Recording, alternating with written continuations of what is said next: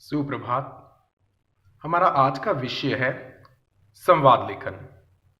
आज हम पढ़ेंगे संवाद क्या है, संवाद लेखन किसे कहा जाता है और संवाद लिखते समय हमें कौन कौन सी बातों का ध्यान रखना होता है। विद्यार्थियों, मैं बहुत ही सरल भाषा में समझाने का प्रयत्न करूंगा। तो शुरू करते हैं। संवाद लेखन। संवाद लेखन, जिसे अंग्रेजी भाषा में डायलॉग राइटिंग कहा जाता है। आपसी वार्तालाप को संवाद कहा जाता है, अर्थात जब दो व्यक्ति आपस में बातचीत करते हैं तो इस बातचीत को संवाद कहा जाता है। और इसी बातचीत को जब हम लिखित रूप देते हैं, अर्थात इसे लिखा जाता है, तो उसे संवाद लेखन कहा जाता है। मैं फिर से बोल रहा हूं, जब दो व्यक्ति आपस में बातचीत करते हैं तो उस बातचीत को संवाद कहा जाता है, और इसी बातचीत को जब हम लिखते हैं तो उसे संवाद लेखन कहा जाता है। अच्छा, ये संवाद लेखन जो है वो दो व्यक्ति, कोई भी दो व्यक्ति, जैसे ग्राहक विक्रेता, डॉक्टर मरीज, माता पिता, भाई बहन, दो मित्र या दो पड़ोसी भी हो सकते हैं। परंतु संवाद लिखते समय हमें कुछ बिंदुओं का बहुत ध्यान रखना होता है, और वो बिंदु कौन से हैं? चलिए एक एक करके उन पर चर्चा करते हैं।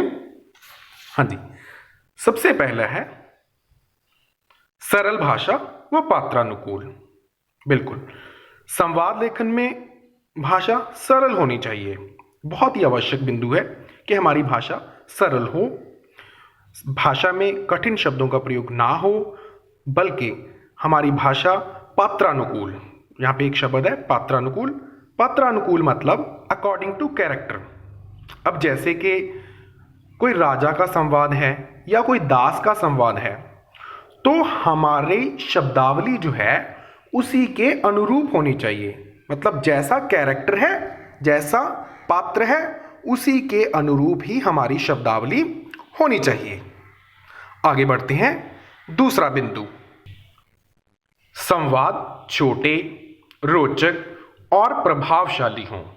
बिल्कुल, संवाद लिखते समय हमें इस बात का खास ध्यान रखना है कि जो हमारे संवाद हैं वो बहुत छोटे होने चाहिए, बहुत बड़े नहीं होने चाहिए, क्योंकि अधिक लंबे संवाद जो हैं वो अस्पष्टता की स्थिति उत्पन्न कर देते हैं, यानी उन्हें समझने में परेशानी होती है।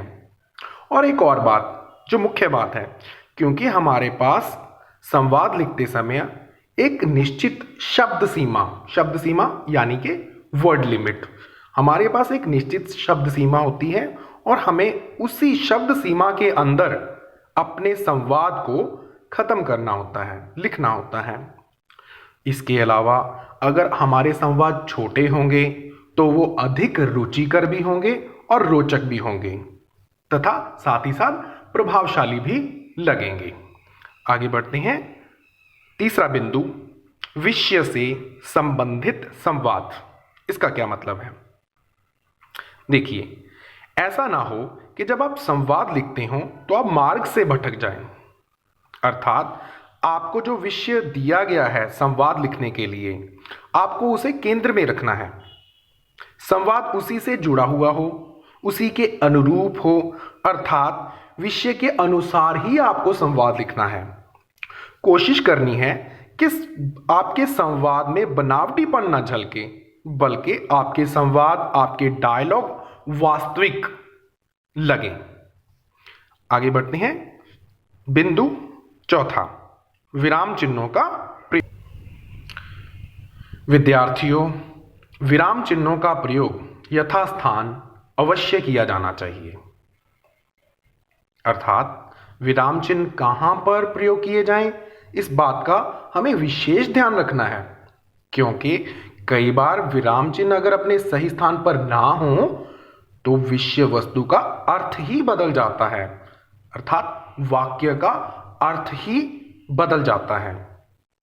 तो यह भी एक ध्यान रखने योग्य बात है कि विराम चिन्हों का उचित प्रयोग किया जाए, क्योंकि विराम चिन्ह जो है संवाद पठन में हमें महत्वपूर्ण भूमिका निभाते हैं। चलिए एक उदाहरण के द्वारा हम इस संवाद लेखन को और अधिक बेहतर तरीके से समझने का प्रयत्न करते हैं।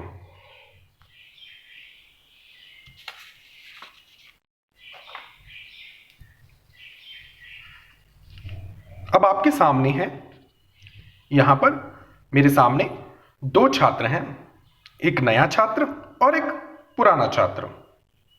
इन दोनों के बीच हुई बातचीत को किस प्रकार संवाद के रूप में लिखा जा सकता है, चलिए पढ़कर देखते हैं। पुराने छात्र एवं नए छात्र के बीच संवाद। नया छात्र: क्या कक्षा 5वीं अ यही है? पुराना छात्र: हाँ हाँ यही है। क्या आप पहली बार इस कक्षा में आए हैं?